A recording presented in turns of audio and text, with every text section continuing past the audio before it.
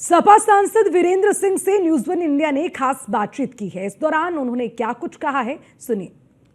संभल लगातार चर्चाओं में बना हुआ है। अब नेजा मेला को लेकर संभल एक बार फिर से चर्चाओं में है। हमारे साथ बातचीत करने के लिए समाजवादी पार्टी से सांसद वीरेंद्र सिंह जी हैं। सर, प्रशासन कह रहा है कि नेजा मेला इसलिए नहीं लगने दिया हमने कि जो सलार गाजी है वो महमूद गजनवी का भांजा था और उसका सेनापति था और उसने सोमनाथ मंदिर में लूटपाट की, तो ऐसे लोगों के नाम पर किसी भी तरीके से कोई भी आयोजन यहाँ पर नहीं होने दिया जाएगा। किस तरीके से देखते हैं इस पूरे आदेश को? देखिए, भारतीय जनता पार्टी सांप्रदायिक वातावरण के खाद पानी से अपने दल को सींचती है। जब तक वो इस तरीके का वातावरण नहीं बनाएगी तब तक उनकी पार्टी मजबूत नहीं होगी। सर, संभल की अगर हम बात करें तो तमाम जो घर हैं उनको चिन्हित किया गया है और कहा जा रहा है कि अवैध रूप से इनका निर्माण हुआ है और ऐसे में साक्ष्य प्रस्तुत करने के लिए समय दिया गया है और तमाम खबरें ऐसी भी आ रही हैं कि उनमें से एक मस्जिद भी है। तो आपको लगता है कि इस तरीके की कार्रवाई लगातार जारी रहनी चाहिए, क्योंकि संभल से इस तरीके की चीजें निकलकर लगातार सामने आ रही हैं? संभल ही क्यों, अगर उत्तर प्रदेश के माननीय मुख्यमंत्री जी को जांच करानी है तो पूरे देश के मठ, मंदिर और मस्जिद किस तरह की भूमि पर निर्माण हुए हैं, क्योंकि मुझे जहां तक मालूम है कि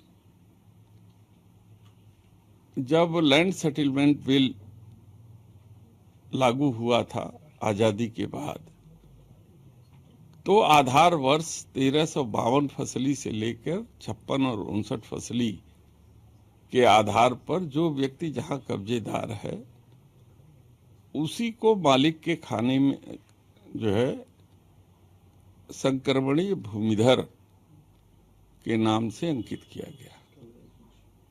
तो आप इन सारी चीजों को यदि देखेंगे तो बहुत से ऐसे हमारे धार्मिक स्थल हैं, चाहे वो हिंदुओं के धार्मिक स्थल हो, चाहे मठ हो, चाहे मंदिर हो, चाहे हमारे मस्जिद हो, चाहे हमारे जितने भी आस्था के केंद्र हैं, तो कहीं न कहीं आपको सरकारी भूमि पर नजर आएंगे। तो क्या वो जांच कराएंगे सबकी, कि केवल एक जगह को चिन्हित करके एक सांप्रदायिक वातावरण बनाने की कोशिश उत्तर प्रदेश की सरकार कर रही है, ताकि जो उनके विचार से जुड़े हुए लोग हैं उनको खाद पानी मिल सके और सब जो मूलभूत आवश्यकता है देश को, वो है रोजगार, वो है महंगाई को कम करना, वो है गांव में जो इंफ्रास्ट्रक्चर की कमी है उस पर बात न हो सके। संजय निषाद, जो कि उत्तर प्रदेश सरकार में मंत्री हैं, उनका कहना है कि मैं यहाँ पर पहुंचा हूं तो 7 दरोगाओं के हाथ पैर तुड़वा कर गड्ढे में फिकवा कर पहुंचा हूं यहाँ पर। इस बयान को आप किस तरीके से देखते हैं और क्या कुछ टिप्पणी करेंगे? ये उत्तर प्रदेश की भारतीय जनता पार्टी की सरकार को समझना चाहिए कि अगर कोई एक ट्वीट कर देता है तो उसके खिलाफ वो कार्रवाई करते हैं, और सार्वजनिक भाषण में उन्होंने इस तरीके की बात कही है, तो मेरी समझ से कि उन चीजों पर जांच करानी चाहिए।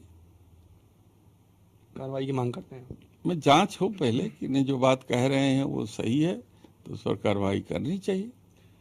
शुक्रिया। हमारे साथ बातचीत कर रहे थे समाजवादी पार्टी सांसद वीरेंद्र सिंह जी। वीडियो रविकांत के साथ मैं पीयूष तिवारी, नई दिल्ली।